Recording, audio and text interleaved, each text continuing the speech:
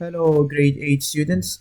In this video, we're going to talk about our worksheet, respiration worksheet. Let's start with question number 1. It's about anemia. As you know, hemoglobin is the protein molecule found in the red blood cells.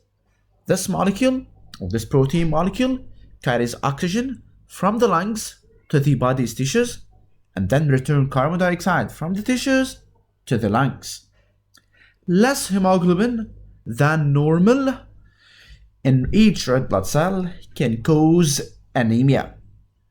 So the most cause of anemia is the lack of iron. The lack of iron is the most common cause of anemia. Some signs of anemia include breathlessness, heart palpitations, dizziness, headache, and ringing in the ears. To increase the hemoglobin level, one should have a modified diet which is rich in vitamin B12 and iron, which is essential for the rapid rise in the hemoglobin level. This document shows the change of the concentration of oxyhemoglobin as a function of the pressure of oxygen. Here say oxygen tension in millimeter Hg.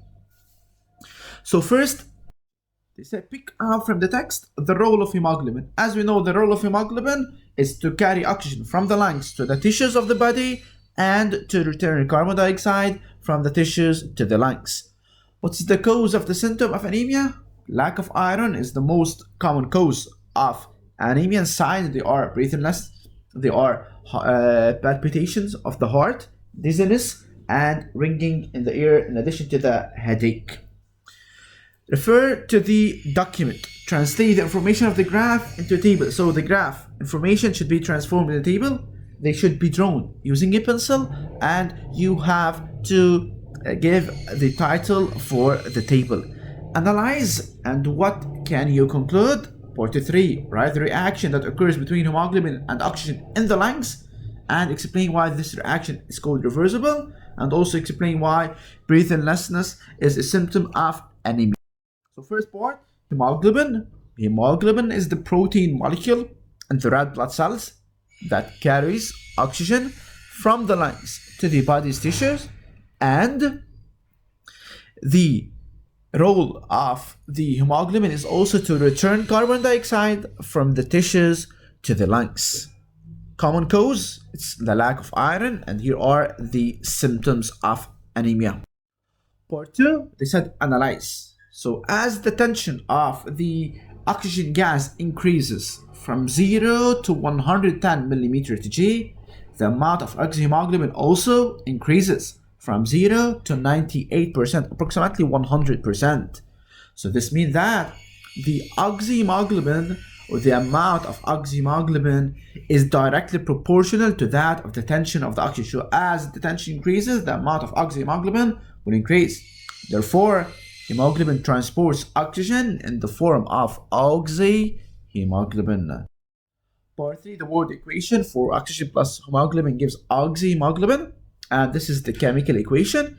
The reaction, as we said before, this is a reversible reaction. It's unstable, as the hemoglobin binds oxygen in a medium rich in oxygen and releases it in a medium that's poor in oxygen. Part 4, you have to explain why the breathlessness is a symptom of anemia. So due to the iron deficiency, hemoglobin is not well formed in the body. So we have a deficiency in iron. So hemoglobin is not well formed. This will result in an abnormal formation of hemoglobin, which has a less capacity to transport oxygen in the form of oxyhemoglobin. So iron is important for the hemoglobin.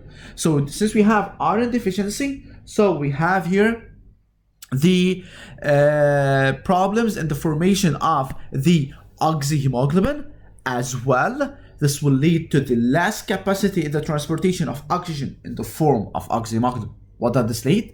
This will lead to less transfer of oxygen to the body organs and tissues, which will create a feeling of breathlessness in the body and results in acceleration of the breathing rate.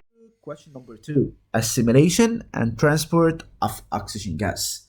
So assimilation is the mechanism where the cells they are capable of forming new molecules of proteins.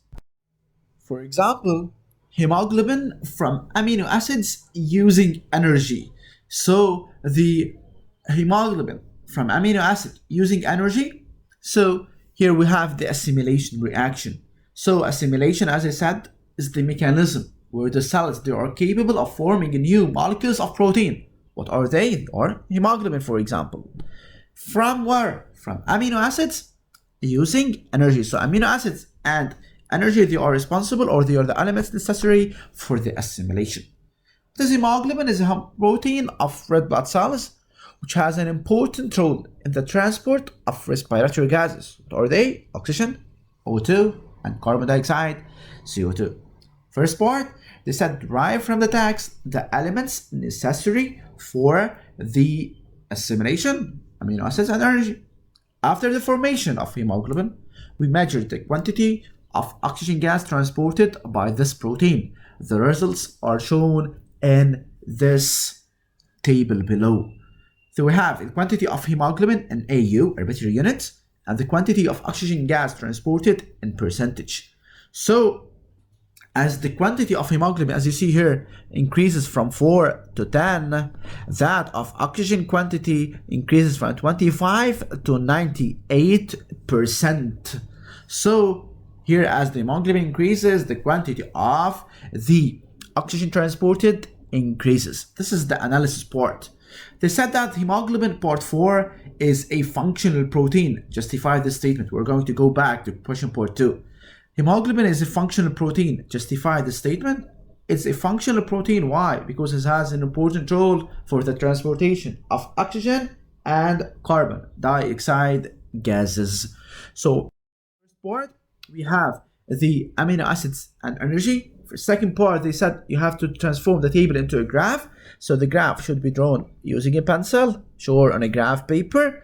So on the x-axis, you have to put the quantity of hemoglobin of Hb in arbitrary units, and on the y-axis you have to present the quantity of oxygen transported in percentage. You have to put the units, sure, you have to put these units, okay? Then on the x-axis you have 4, 6, 8, 10, so you can take it 2, 2. This is 0, 2, 4, 6, 8, and here is 10. Sure, your measurement should be exact. And the quantity of transport to the oxygen in percentage, we have 25 till 98, so you can take it 20, 20 if you want.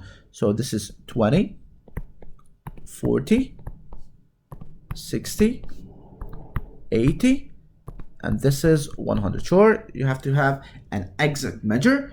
So at first, at 4, it was 25%. Let's say 25 is here. So this is 25%. This is at 4. At 6, it's 50. It's between 40 and 60. This is 50 at 6.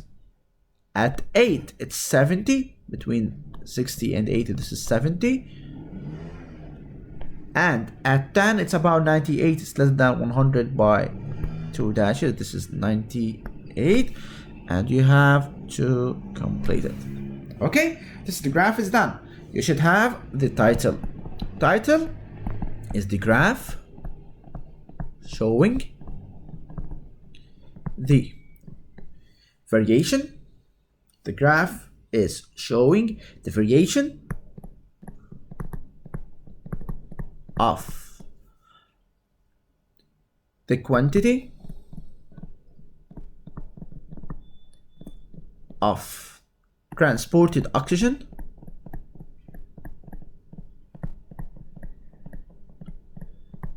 in percentage as a function of the quantity of hemoglobin, of Hb quantity, AU. Okay, here we put the title, we put the titles of the axes here, and we still have to put the scale. So you take one box of the graph paper, you have to put it like this, On the x-axis, we take it every 1 centimeter represent 2 RBT units, and on the y-axis, every 1 centimeter represent 20%. By this way, the graph is done. Moving to part 3, analysis. So as the quantity of hemoglobin increases from 4 to 10 arbitrary units, the quantity of oxygen transported, it increases from 25 to 98%. Why do we call that hemoglobin is a functional protein? Why? Because it's responsible for the transportation of oxygen and carbon dioxide gases. Question number 3, effects of smoking on the transport of oxygen gas. At the level of the pulmonary alveoli, hemoglobin in red blood cells fixes oxygen gas O2, forming an unstable product which is called HbO8, oxyhemoglobin. In the presence of carbon monoxide, CO, in the alveoli, hemoglobin fixes CO, forming a stable product, HbCO, which is not reversible reaction, irreversible. Note that CO is a harmful gas contained in the fume of tobacco. Studies show the effect of CO on the transport of oxygen gas by hemoglobin. The results are shown in the table below. This table is showing the quantity of HbO8 transported in blood as a function of the rate of the CO in the alveoli in percentage. So as you see here, as the quantity of CO increases from 1 to 2.5, that of HbO8, oxyhemoglobin, it decreases from 90 to 50. So here, you can know that the presence of the carbon monoxides, it will prevent the transportation of the oxygen in the form of what? In the form of oxyhemoglobin. So it will block this movement or this transportation. So here I draw the curve showing the variation of the quantity of HbO8 in blood as a function of rate of CO in the alveoli, the same graph as question number 2. Analyze these results, derive the effect of the transportation of the oxygen gas by hemoglobin. So at the rate of CO, as we said, increases from 0.5 to 2.5 percentage, the quantity of HbO8 decreases from 90 to 50%. So as such, the presence of CO relatively inhibits the transport of oxygen gas in the form of oxyhemoglobin, the inhibition of formation of which is in parallel with the variation of the quantity of CO in the alveoli.